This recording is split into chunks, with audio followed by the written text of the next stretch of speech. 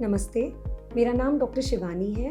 मैं senior consultant paediatric gastroenterology at Medanta Gurgaon हूँ। बच्चों में कब्ज़ या जिसको हम इंग्लिश में कॉन्स्टिपेशन कहते हैं, अगर आपका बच्चा हफ्ते में 2 पॉटी से कम करे या जब पॉटी करते समय उसको बहुत ज़ोर लगाना पड़े या वो हार्ड पॉटी करे, छोटी छोटी रैबिट जैसी पॉटी करे, इसका मतलब आपके बच्चे को कॉन्स्टिपेशन या कब्ज़ हो रहा है। कई छोटे बच्चे पोस्चरिंग भी करते हैं, वो भी एक इम्पॉर्टेंट लक्षण है, दिखाता है कि आपके बच्चे को कॉन्स्टिपेशन हो रहा है। बच्चों में सबसे कॉमन जो कारण है वो डाइट और फ्लूइड रिलेटेड है। अगर आपका बच्चा पानी अच्छे से नहीं पी रहा है, 10 किलो के बच्चे को ऑलमोस्ट 1 लीटर फ्लूइड की ज़रूरत होती है, तो अगर आपका बच्चे का पानी का इंटेक बहुत कम है, आपका बच्चा फाइबर नहीं खा रहा है, फाइबर मतलब फ्रूट्स, होल ग्रेन्स, वेजिटेबल्स, हरी सब्जियां, ये नहीं खा रहा है, या आपका बच्चे को एक फियरफुल एक्सपीरियंस हो गया है, आपने टॉयलेट ट्रेनिंग बहुत जल्दी शुरू कर दी है और उसको डर बैठ गया है, या आपके बच्चे के पेट में गंदे बैक्टीरिया भर गए हैं जिसकी वजह से उसको कब्ज़ हो रही है, ये सब कारण हो सकते हैं आपके बच्चे को कब्ज़। सर्जिकल कारण या थायराइड रिलेटेड कारण या गेहूं की एलर्जी रिलेटेड कारण, ये काफ़ी कम परसेंटेज है। मेनली फंक्शनल कॉन्स्टिपेशन होता है बच्चों में। मैं सबको यही बोलूँगी कि कब्ज़ को डिले ना करिए और इग्नोर ना करिए।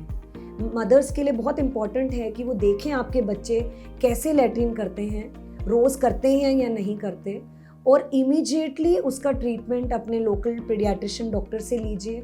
अगर वो नहीं ट्रीट हो पा रहा है प्रॉपरली तो पीडियाट्रिक गैस्ट्रोएंटरोलॉजिस्ट जो इसके स्पेशलिस्ट हैं उनको कंसल्ट करिए, बिकॉज ये एक विशियस साइकिल बन जाता है।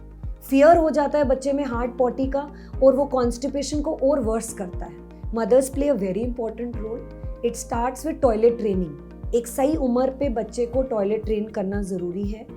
दूसरा, बच्चे को टॉयलेट की पोजीशन सिखाना बहुत ज़रूरी है कि टॉयलेट में कैसे बैठना है। तीसरा, उसकी फ्लूइड और लिक्विड इंटेक का ध्यान रखना मदर्स के लिए बहुत ज़रूरी है। तीसरा, उसकी डाइट में फ्रूट्स, वेजिटेबल्स, हरी सब्जियां होना बहुत ज़रूरी है। सिर्फ bakery product, junk product fruits पिलाने से, सूखी ब्रेड खिलाने से बच्चे को कब्ज़ बढ़ जाती है। और तीसरा, कभी कभार कब्ज़ ही एक लक्षण होता है किसी और बीमारी का, तो इसलिए मदर्स को वो भी आइडेंटिफाई करना चाहिए कि मेरे बच्चे को और कोई इशू तो नहीं हो रहा है, जैसे वज़न नहीं बढ़ रहा हो या खून की कमी हो रही हो साथ में, तो उसको नोट करके अपने डॉक्टर से शेयर करना चाहिए।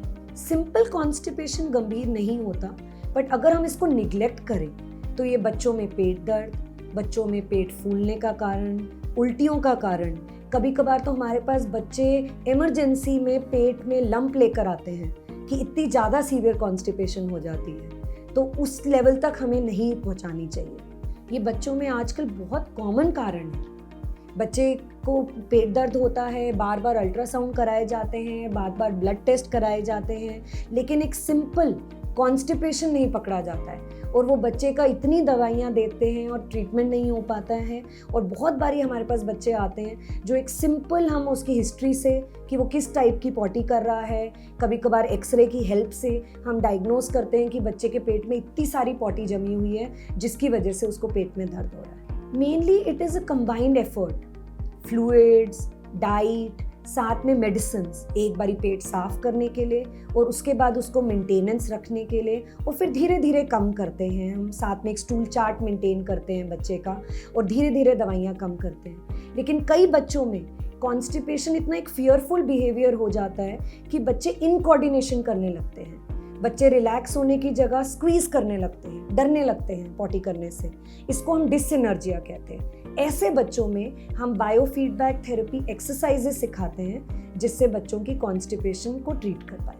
आपके बच्चा हर टाइम तो डाइपर में पॉटी नहीं करेगा। एक उम्र होती है डाइपर बंद करने की और एक उम्र होती है बच्चे को सोशल सेंस सिखाने की कि उसको जाके टॉयलेट में ही पॉटी करनी है। पर ये बहुत जल्दी भी गलत है और बहुत लेट भी गलत है।